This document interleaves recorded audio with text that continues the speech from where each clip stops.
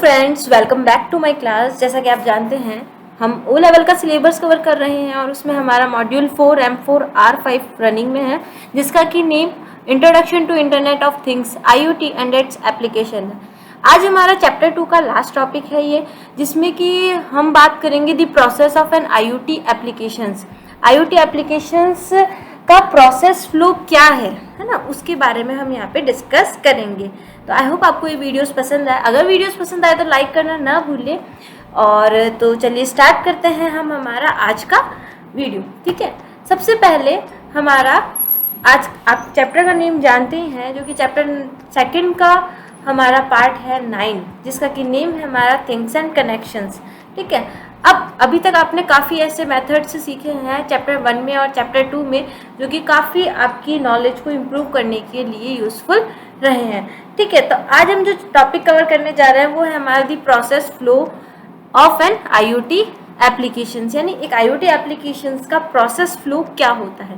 देखिए, video start करने से पहले एक बात मैं और ये बोलना चाहूँगी, अगर आपको मेरी वीडियोस पसंद आ रही है, समझ में आ रहा है और वो वीडियोस आपके लिए हेल्पफुल है, तो प्लीज़ मुझे कमेंट बॉक्स के थ्रू बताएं कि क्या मेरी वीडियोस आप लोग के लिए हेल्पफुल है, आपको उनसे समझ में आ रहा है या कुछ इश्यूज़ हैं। अगर कुछ आपको डाउट्स होंगे तो उन्हें हम करेक्ट करने की कोशिश करेंगे।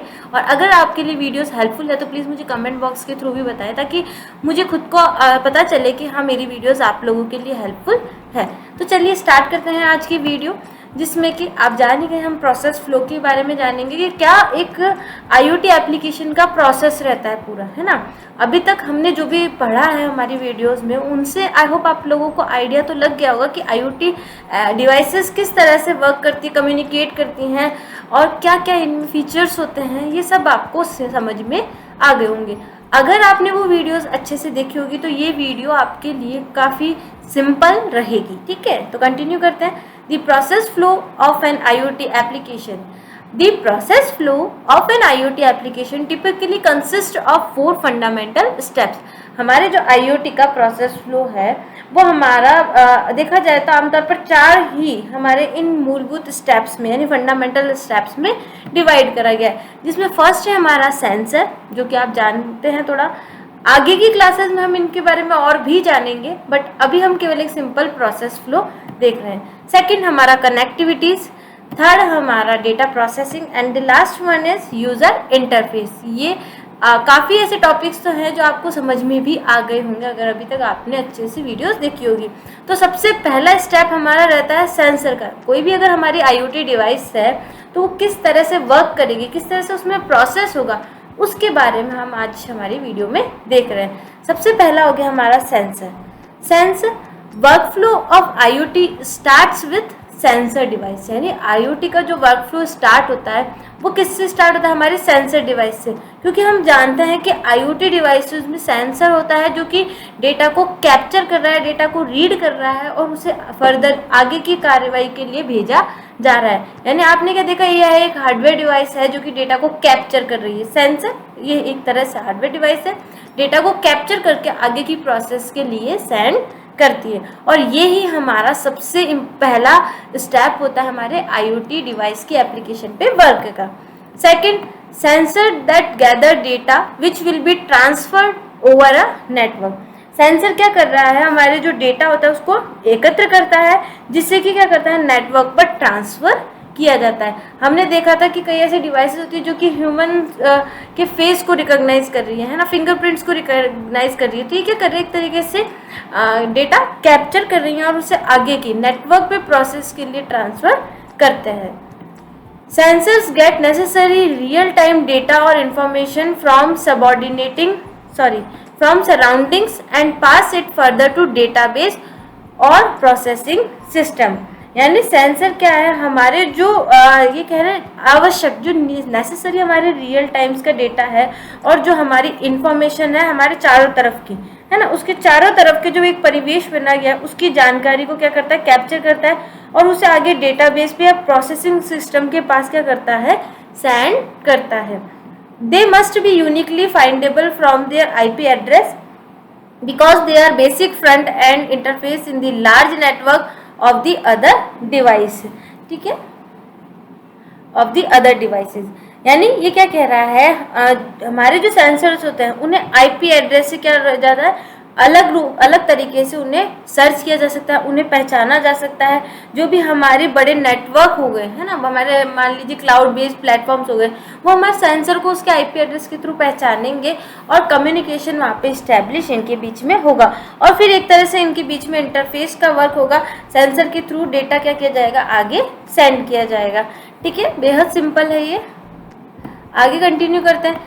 इन the case of the internet of things, यानी IoT के केस में sensor device are the on the ground piece of hardware used to collect data from their environment. जैसा कि मैंने आपको स्टार्टिंग में भी बताया कि सेंसर हमारा हार्डवेयर पार्ट होता है, कंपोनेंट होता है। ये सबसे लो लेवल का यानी मान लीजिए टॉप लेवल का, एक तरह से जो फर्स्ट हमारे IoT की डिवाइस होगी उसमें सबसे मेजर पार्ट कौन सा होगा, सेंसर।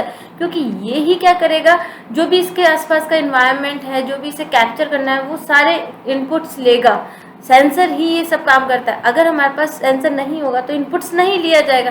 तो सेंसर एक हार्डवेयर कंपोनेंट है जो कि अपने आसपास के इन्वायरमेंट के अकॉर्डिंग क्या करता है, डेटा कैप्चर करता है IoT के टर्म्स में। In IoT applications, sensors are connected to a network, Wi-Fi, LPWAN, cellular, etc. over which the collected data in transmitted. हमारे IoT में अगर हम देखें तो हमारा जो IoT की डिवाइसेस होती है ना, सेंसर होता है, वो हमारा नेटवर्क पर इन डिफरेंट टाइप के नेटवर्क से क्या हो सकता है, कनेक्ट हो सकता है। चाहे वो वाईफाई हो, हमारा कोई LPWAN हो या हमारा सेल्यूलर नेटवर्क हो।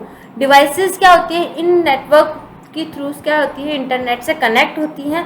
तब ही जब इंटरनेट से कनेक्ट होंगी तब ही डिवाइसेस का रिकॉर्ड इंटरनेट पर क्लाउड ग्रुप के पास भेजा जाएगा प्रोसेसिंग के लिए, यानी आगे की प्रोसेसिंग के लिए ट्रांसफ़र किया जाता है। ठीक है, आगे कंटिन्यू करते हैं। Gas sensor, water quality sensor, smoke sensor, temperature sensor are the example of sensor. यानी हमारे जो बेसिकली मान लीजिए वाटर की क्वालिटी के लिए हम कुछ सेंसर लगाते हैं जो कि वाटर की क्वालिटी हमें बताते हैं। गैस सेंसर, कितनी गैस हमारे पर्टिकुलर किसी डिवाइस में है, नहीं है, कितना लेवल है, वो सेट करने वाला है। स्मोक सेंसर, कितना स्मोक है इन्वायरमेंट में या एक पर्टिकुलर प्लेस पे, टेम्परेचर कितना चल रहा है, ये सब किसी के थ्रू ही मेजर किया जाता है। सबसे पहले सेंसर डिवाइस के थ्रू ही किया जाता है। सेंसर डिवाइस ही अपने आसपास के इन्वायरमेंट से डेटा को कलेक्ट करती है आगे की प्रोसेस के लिए।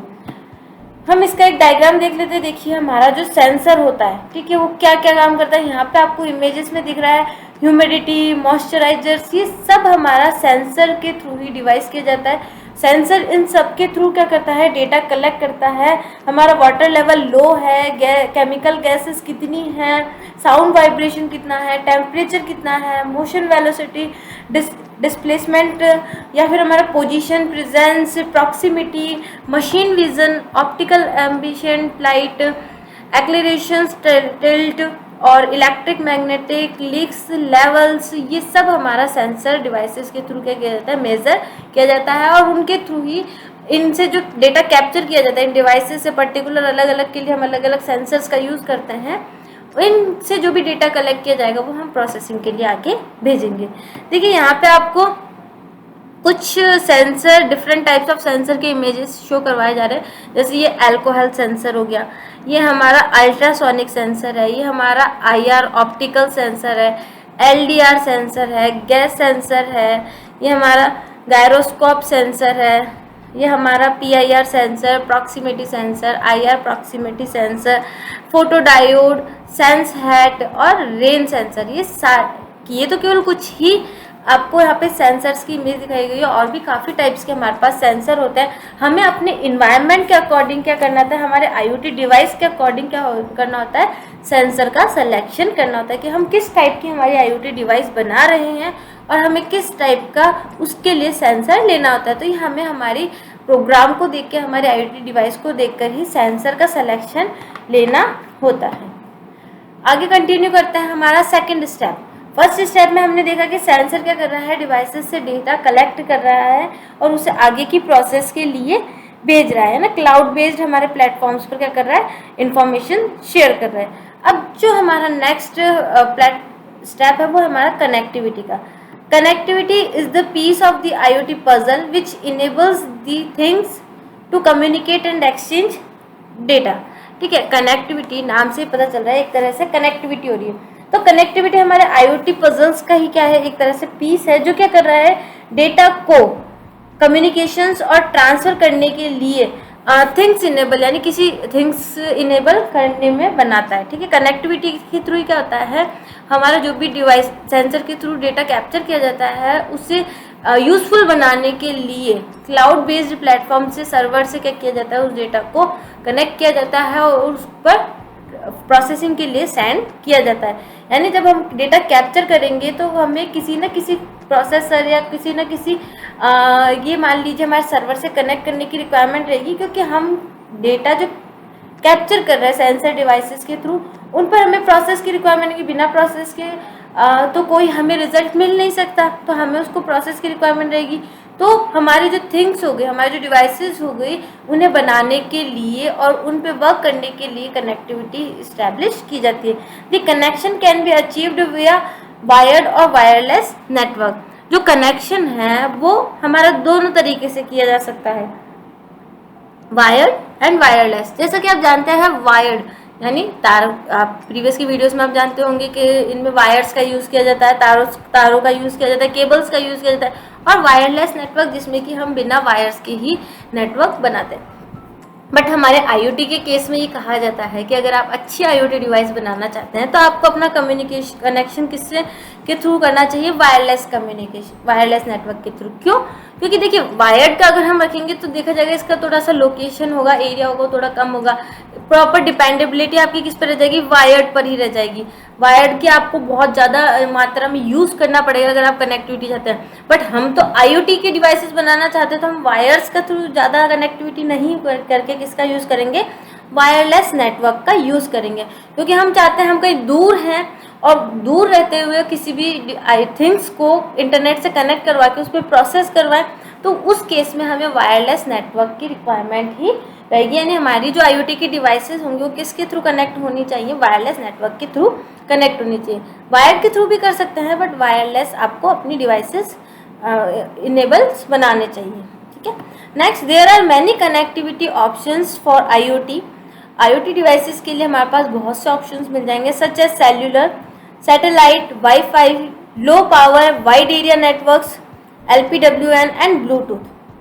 IoT डिवाइसेस की कनेक्टिविटी के लिए हम इन नेटवर्क्स का भी यूज़ कर सकते हैं, जैसा कि हमारा सेल्यूलर हो गया, सैटेलाइट्स हो गया, वाईफाई हो गया, लो पावर वाइड एरिया नेटवर्क्स हो गया, या फिर ब्लूटूथ। हमारी IoT की devices in network connections option के थ्रू क्या हो सकती है, कनेक्टेड हो सकती है सर्वर से या फिर जो भी इनका मेन हेड स्टेशन है वहाँ पर।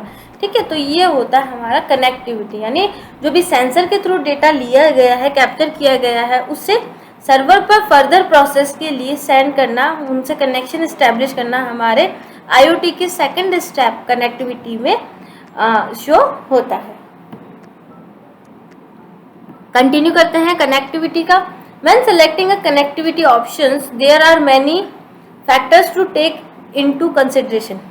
जब आप कनेक्टिविटी ऑप्शन का सिलेक्शन करें अपनी IoT डिवाइसेस के लिए तो आपको काफ़ी फैक्टर्स इसमें देखने होते हैं। जैसा कि अगर मान लीजिए आप LPWAN यूज़ करना चाहते हैं या सेल्यूलर यूज़ करना चाहते हैं, सैटेलाइट यूज़ करना चाहते हैं अपने IoT डिवाइस के लिए, वाईफाई या ब्लूटूथ यूज़ करना चाहते हैं, तो आपकी जो रेंज होगी वो रेंज आपके LPWAN में कितनी मिलेगी, हाई मिलेगी, ज़्यादा रेंज मिल जाएगी आपको। सेल्यूलर अगर नेटवर्क लेंगे तो उसमें भी हाई मिलती है, सैटेलाइट में भी हाई मिलती है। बट ब्लूटूथ या वाईफाई की कंडीशन में आपको जो आपकी एरिया या रेंज मिलेगी या नेटवर्क कनेक्टिविटी की थोड़ी सी इनसे कम होगी। बैंडविड्थ यानी एक समय पे कितना डेटा फ्लो किया जाएगा, हाई स्पीड है ना, तो वो हमारे बैंडविड्थ में आ जाएगा। LPWAN में हमें थोड़ा कम मिलेगा, सेल्यूलर में हमारी स्पीड अच्छी रहेगी, बैंडविड्थ अच्छी रहेगी। सैटेलाइट में और वाईफाई में भी हमारी जो बैंडविड्थ रहती है वो अच्छी रहती है। पावर कंजप्शन यानी पावर किस में ज़्यादा यूज़ में लिया जाता है, LPWAN में कम रहेगा, सेल्यूलर में हाई रहता है, सैटेलाइट में हाई, और वाईफाई एंड ब्लूटूथ में पावर कंजप्शन यानी इनमें पावर कम लगाया जाता है। फिर आता है हमारा कॉस्टली कौन सा ज़्यादा इफेक्टिव है। LPWAN में लो कॉस्ट है, ज़्यादा चार्जेस नहीं लगते हैं। सेल्यूलर या सैटेलाइट में हमारे हाई चार्जेस हमारे कॉस्ट लगती है अगर हम IoT डिवाइस हमारा बनाते हैं। वाईफाई एंड ब्लूटूथ में भी हमारे कॉस्ट ज़्यादा नहीं लगती, लो ही रहती। तो हमें अपनी IoT डिवाइसेस के अकॉर्डिंग और इन सूटेबल मैचेस के अकॉर्डिंग ही क्या करना चाहिए, एक IoT डिवाइस के कनेक्टिविटी के मीडियम्स का सिलेक्शन करना चाहिए। ठीक है, तो आपकी डिवाइस ऐसी होनी चाहिए जो आपको और आपके जो प्रोडक्ट के बायर्स हैं उनके लिए सही रहे। ठीक है, एक नोट करने वाली बात यहाँ पे है कि select connectivity type demands on your IoT use case, है ना। आपको उन्हीं कनेक्टिविटी टाइप को सेलेक्ट करना चाहिए जो कि आपकी IoT की जो डिवाइस है उसके लिए यूज में ली जानी है। थर्ड हमारा स्टेप आ जाता है डेटा प्रोसेसिंग का। ठीक है, हमने क्या करा, फर्स्ट स्टेप में डेटा कलेक्ट करा सेंसर के थ्रू, सेकेंड स्टेप में हमने कनेक्टिविटी स्टैब्लिश करवाई सर्वर से, थर्ड आ जाता है हमारा डेटा प्रोसेसिंग का। जो भी डेटा हमारा सेंसर के थ्रू कैप्चर किया गया होगा और कनेक्ट होके सर्वर पे गया होगा, तो सर्वर पे क्या होगा, एक तरीके से वो डेटा प्रोसेस होगा, तभी तो हमें उसका रिजल्ट मिलेगा कि आखिर हमने जो कैप्चर किया उसका रिजल्ट क्या है। तो डेटा प्रोसेसिंग क्या है, हमारा एक ऐसा टर्म है जहाँ पे डेटा जो भी हमारा कैप्चर किया गया है वो प्रोसेस होगा। प्रोसेस यानी उस आगे जो भी फर्दर एक इंफॉर्मेशन के रूप में डेटा को इकट्ठा करना। अभी तक तो डेटा क्या था, रॉ फैक्ट्स में ही हमारा सर्वर पर गया था। अब सर्वर जहाँ पे सर्वर है वो उसको प्रोसेस करके क्या करेगा, डेटा को एक इन्फॉर्मेशन के रूप में कन्वर्ट कर देगा। तो देखते हैं हम इसके बारे में क्या लिखा गया है। In order to make sense of the massive amount of data are IoT sensors collect, we need to process it. जैसा कि मैंने आपको बताया कि हमारे IoT सेंसर्स को के थ्रू जो भी डेटा कलेक्ट किया जाता है ना, उनको एक अच्छे यानी मैसिव एक अच्छे अमाउंट में एक अच्छे तरीके से समझने के योग्य बनाने के लिए हमें उस पर प्रोसेस की रिक्वायरमेंट रहती है। यानी एक समझने योग्य बात को बनाने के लिए ना, डेटा कुछ भी हो बट उसको अगर हम समझना चाहते हैं उस टर्म को, तो उसे मैसिव अमाउंट में ट्रांसफ़र करने के लिए हमें उस पर प्रोसेस की रिक्वायरमेंट रहती है। Processors are the brain of the IoT system. Processor हमारा IoT का ब्रेन कहलाता है। वैसे तो हमारे सभी प्रोसेसर्स IoT के ब्रेन कहलाते हैं, बट IoT के सिस्टम में भी प्रोसेसर हमारा क्या कहला रहा है, उसका ब्रेन कहला रहा है, क्योंकि सभी प्रोसेसिंग का वर्क हमारा प्रोसेसर पे ही हो रहा है। The main job of processors is to process raw data collected by the sensors. जो प्रोसेसर का मेन वर्क है वो क्या है, प्रोसेस करना जो भी रो डेटा कलेक्ट किया गया है सेंसर के थ्रू। सेंसर ने जो भी रॉ डेटा कलेक्ट करा है उसे क्या करना, कलेक्ट करना, फिर and transforms them to some meaningful information and knowledge, और फिर उसको किसी इंफॉर्मेशन या नॉलेज के रूप में मीनिंगफुल यानी जिसका कोई अर्थ निकले ऐसे रिकॉर्ड में क्या करना, उसको ट्रांसफर करना। रॉ फैक्ट मान लीजिए ABCD, ठीक है। इस तरह से क्या हुआ, सेंसर के थ्रू डेटा कलेक्ट करके कहाँ भेजेगी, आपके सर्वर पर। अब सर्वर ने क्या करा, इस ABCD को जोड़ के कोई अच्छा सा वर्ड बना दिया, तो वो क्या हो गया, एक मीनिंगफुल और इन्फॉर्मेशन आपका थिंग बन गया। तो यही होता है डेटा प्रोसेसिंग, यानी जो भी रॉ फैक्ट्स में रिकॉर्ड आ रहा है उसे प्रोसेस करके इन्फॉर्मेशन के रूप में कन्वर्ट करना। कंटिन्यू करते हैं हम। Microcontroller, embedded hardware devices, etc. can process the data using processors attached within the devices. हमारे माइक्रो कंट्रोलर कह लें या हमारे एम्बेडेड हार्डवेयर डिवाइसेस, वो भी क्या करते हैं, हमारे प्रोसेसर का वर्क करते होते हैं। एम्बेडेड यानी हमारे डिवाइस के अंदर जो प्रोसेसर लगे होते हैं वो भी क्या करते हैं, हमारे डेटा को प्रोसेस कर सकते हैं। Micro controller and embedded hardware devices हमारे डेटा को प्रोसेस करने के लिए यूज में ली जाती हैं। Processors are controllable by application.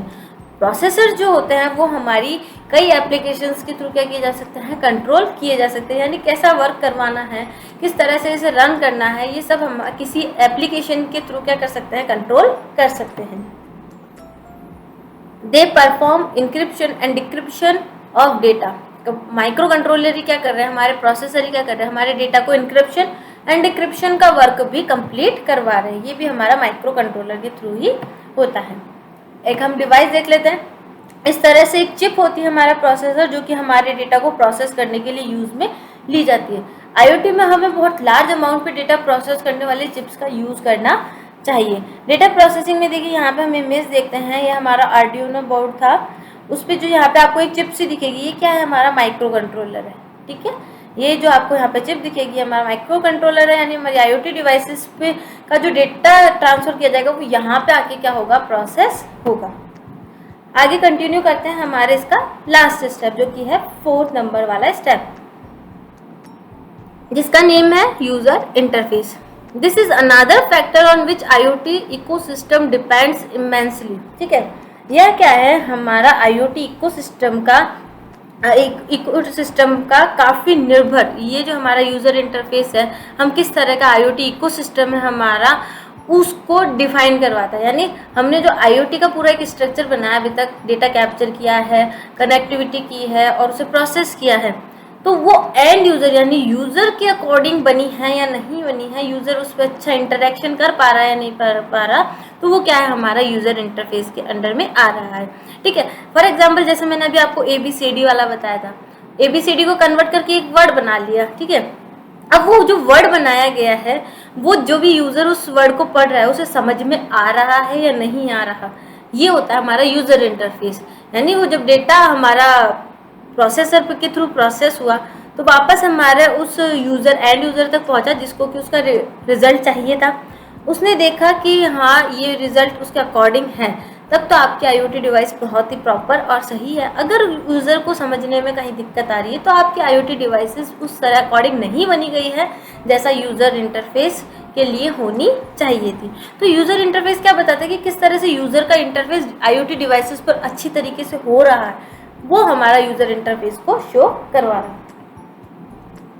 It provides a visible interface that can be easily access by the user, जो कि मैंने आपको बताया, ये क्या करवा रहा है, विजिबल इंटरफेस करवा रहा है, यानी यूजर समझ देख पा रहा है आपके उस रॉ फैक्ट के थ्रू जो डेटा प्रोसेस हुआ था उसको देख पा रहा है, उस रिजल्ट को देख पा रहा है और उसके अकॉर्डिंग वर्क कर रहा है। और ये जो रिजल्ट हमारा प्रोसेस्ड होता है प्रोसेसर के थ्रू, वो यूजर काफ़ी अच्छे तरीके से समझ सकता है। It is important for the developer to create a user friendly interface that could be accessed without putting any extra efforts in it and that can help in easy interactions। देखिए, जो developers होते हैं किसी भी device के developers, उनके लिए ये अच्छा रहता है कि जो प्रोडक्ट बनाया जाए वो इस तरह से बनाया जाए, यूज़र फ्रेंडली इंटरफेस रहे, जिसमें है ना कि यूज़र को उस पर वर्क करने में किसी तरीके का एक्स्ट्रा एफर्ट्स नहीं लगाने पड़ रहे, सिंपल वे में वो उसे चला ले या उस पर रन कर ले, है ना, उसको किसी की हेल्प नहीं लेनी पड़ रही, वो खुद उस डिवाइस को या उस प्रोडक्ट को रन कर ले। फॉर एग्जाम्पल जैसे कि मान लीजिए कैलकुलेटर है। ठीक है, अब कैलकुलेटर्स हमारा एक तरह से इतना अच्छी डिवाइस बनाई गई कि आपको उसमें कैलकुलेशन करने के लिए किसी की हेल्प की जरूरत नहीं पड़ती, है ना। आपको प्लस करना है तो आप 2 पे प्रेस करेंगे, फिर प्लस वाले सिंबल पे प्रेस करेंगे, फिर 2 पे प्रेस करेंगे और इक्वल्स टू कर देंगे तो आपको उसका रिजल्ट मिल जाएगा। तो आपको इस एक तरह से इस एग्जाम्पल में किसी की हेल्प की जरूरत नहीं पड़ी। बट अगर कैलकुलेटर ऐसा बना होता कि उसमें आपको समझ में नहीं आ रहा कि आपको प्लस करने के लिए कौन से सिंबल का यूज़ करना है, मान लीजिए आपको उस प्लस सिंबल को डेवलपर ने कुछ और ही सिंबल लेके बना दिया, है ना, तो अब आपको कैसे पता चले कि ये सिंबल प्लस का है ना। तो ऐसी डिवाइसेस होनी चाहिए कि यूज़र फ्रेंडली हो, यूज़र को समझ में आए कि इस डिवाइस से मुझे कैसे यूज़ में लेना है। यूज़र इंटरफेस को कंटिन्यू करते हैं। With the help of advancement there are various interactive designs that could be used easily and that can easily solve any complex query। अगर हम एडवांसमेंट को देखें, है ना, जो हमारे इम्प्रूवमेंट धीरे धीरे एनवायरनमेंट में हो रहे हैं ना, तो एडवांसमेंट की मदद से क्या हो रहा है, विभिन्न बहुत सारी इंटरैक्टिव डिज़ाइंस हैं जो आसानी से यूज़ में किए जा सकते हैं और जो आसानी से किसी भी जटिल क्वेरी, कोई भी हमारी कॉम्प्लेक्स क्वेरी है उसको भी हल कर सकते हैं, है ना। अगर यूज़र इंटरफेस के थ्रू, यूज़र इंटरफेस में हमने बात करी यूज़र समझने वाली डिवाइसेस को बनाना, तो डिवाइसेस अगर ऐसी होगी सिंपल, जिससे बहुत जटिल क्वेरी, अगर कोई आपको हार्ड प्रोग्राम बनाया गया उसको भी करने में सिंपल वे में समझ में आए, तो ये हमारी डिवाइस कहलाएगी user interface. For example at home people have started to use the colorful touch panels instead of the hard controls that were used earlier। अगर उदाहरण के लिए देखें तो हम जो घर होते हैं, घरों में लोग ने कई कलरफुल पैनल्स, टचेबल पैनल्स बनाने का यूज़ करना शुरू कर दिया है, बजाय इसके कि जो बहुत ज़्यादा कंट्रोल्स के लिए यूज में पहले क्या होता था, जैसे आपको लॉक लगाना पड़ रहा है अपने घरों के लिए, है ना, और काफ़ी एक लॉक आपने अंदर लगाया, मान लीजिए एक लॉक बाहर लगाया। अब IoT डिवाइसेस और इन सब के थ्रू क्या जाता है, लॉक सिस्टम को भी एक तरह से चेंज कर दिया गया है, स्मार्ट होम्स बन गए, केवल आपके फेस को रिकॉग्नाइज करके ही आपके घर अनलॉक हो जाता है। तो यूज़र इस तरह से डिवाइसेस आता है कि IoT का यूज़ होकर उनके डिवाइसेस के लिए, उनका जो आगे की डिवाइसेस पर वर्क कर रहे हैं वो उनके लिए काफ़ी फ्रेंडली रहे, है ना। कि मैंने जैसा भी एग्जांपल बताया, होम ऐसा बना रहे हैं लॉक की जगह कैसे फेस से हमारा ओपन हो रहा है, तो ये हमें सिक्योरिटी भी प्रोवाइड करवाता है हमारे होम के लिए, और साथ ही साथ हमारे घर को स्मार्ट होम्स की कैटेगरी में भी गिना जाता है। और साथ ही हम IoTs की डिवाइसेस का हमारे डेली लाइफ में, हमारे रूटीन्स में यूज़ भी कर रहे थे। तो यूज़र ऐसे डिवाइसेस चाहता है जो उनकी लाइफ को सिंपल बनाने में हेल्प करे। It is increasing day by day as now the touch pads are also launched that can switch on the air conditioners from a distance. ये दिन पर दिन हमारा IoT डिवाइसेस के थ्रू यूज़र फ्रेंडली डिवाइसेस बनना काफ़ी शुरू हो गया है। और देखिएगा कुछ ही समय में कुछ ऐसे टच पैड्स भी आ गए हैं और आ भी जाएंगे, जो कि क्या होंगे, केवल बैठे बैठे केवल टच करने से हमारा क्या हो जाएगा, AC का पावर ऑन हो जाएगा और हमारा AC स्टार्ट हो जाएगा। दिन पर दिन हमारे इस तरीके की डिवाइसेस इंक्रीज होती जा रही है धीरे धीरे, और धीरे धीरे सभी के होम्स स्मार्ट होम्स की कैटेगरी में आ रहे हैं। काफ़ी दूर से हमारे केवल टच पैड से ही अगर हमारा एयर कंडीशनर या फॉर एग्जांपल ऐसी ही कोई डिवाइस स्टार्ट होती है तो वो सब हमारी किस में आ जाती है, यूज़र फ्रेंडली डिवाइसेस में ही मानी जाती है। अब अगर डेवलपर ने ऐसी डिवाइस बनाई है कि टच करने पर भी वो स्टार्ट नहीं हो रही है, तो वहाँ थोड़ा सा इसका लैक ऑफ हमारे कह देंगे कि डेवलपर की थोड़ी सी इसमें कमी रह जाती है। डेवलपर को हमेशा ऐसी डिवाइसेस बनानी चाहिए जो कि यूज़र फ्रेंडली हो। ठीक है, तो ये था हमारा यूज़र इंटरफेस का एग्जाम्पल। एक हम डायग्राम के थ्रू हमारे इस पूरी प्रोसेस को समझने की कोशिश करते हैं। जैसे कि सबसे पहले मान लीजिए आपका अगर किसी कोई ऐसी शॉप है जिसमें कि आपको किसी डिवाइस को, किसी प्रोडक्ट को किसी पर्टिकुलर टेम्परेचर पे रखना था, यानी 5 डिग्री सेल्सियस पे रखना था। अब आप जानना चाहते हैं कि जो प्रोडक्ट आपको 5 डिग्री सेल्सियस पे रखना था, तो वो जहाँ से पैकिंग हुई है उसकी वहाँ से आपके स्टोर तक आने में किस तरह से 5 डिग्री सेल्सियस पे रखा गया है या नहीं रखा गया है। जब हमारा वो चाहे ट्रक में हो तब उसका कितना टेम्परेचर है वो आपको आपकी डिवाइसेस पर जहाँ बैठे वहाँ पे पता चल जाए। तो ये सब क्या है, एक तरह से IoT का ही एग्जाम्पल है। जैसे सबसे पहले सेंसर से क्या करा, कलेक्टिंग डेटा किया गया, यानी जो ट्रक्स होते थे उनमें हमारा जो प्रोडक्ट रखा गया वहाँ पे हमने सेंसर्स लगाए और उनके थ्रू टेम्परेचर को क्या किया गया, रीड किया गया। रीड करने के बाद उस डेटा को क्या किया, कनेक्टिविटी सेंड करा गया डेटा को क्लाउड पर। ठीक है, कनेक्टिविटी स्टैब्लिश हुई, कनेक्टिविटी के बाद उस डेटा को प्रोसेस किया गया, मेकिंग डेटा यूजफुल, जो भी डेटा था उसे यूजफुल बनाने के लिए उसे प्रोसेस किया गया। आफ्टर इट उसको जो हमारा यूज़र इंटरफेस है, डिलीवरिंग इन्फॉर्मेशन टू यूज़र, यानी यूज़र तक उस इंफॉर्मेशन को यूज़र की समझने वाली लैंग्वेज में सेंड कर दिया गया। तो ये होता है हमारा IoT का पूरा स्ट्रक्चर और उसका प्रोसेस फ्लो। तो आई होप आपको इस वीडियो में ये काफ़ी अच्छे से समझ में आ गए होंगे, क्योंकि आपने अभी की मेरी जो भी वीडियोस बनी है उन क्लासेस में इन सभी टॉपिक्स के बारे में, इन टर्म्स के बारे में काफ़ी अच्छे से सीख लिया होगा। तो आई होप आप लोगों को आज की वीडियो पसंद आई होगी। तो आज हमारा चैप्टर नंबर 2 कंप्लीट हो गया है। नेक्स्ट क्लासेस में हम इसके रिमेनिंग चैप्टर्स कवर करेंगे। तो आज की क्लास के लिए तो इतना ही फ्रेंड्स, मिलते हैं नेक्स्ट क्लास में next video and next topic के साथ। तब तक के लिए good bye, take care and thanks for watching my video. Thank you once again.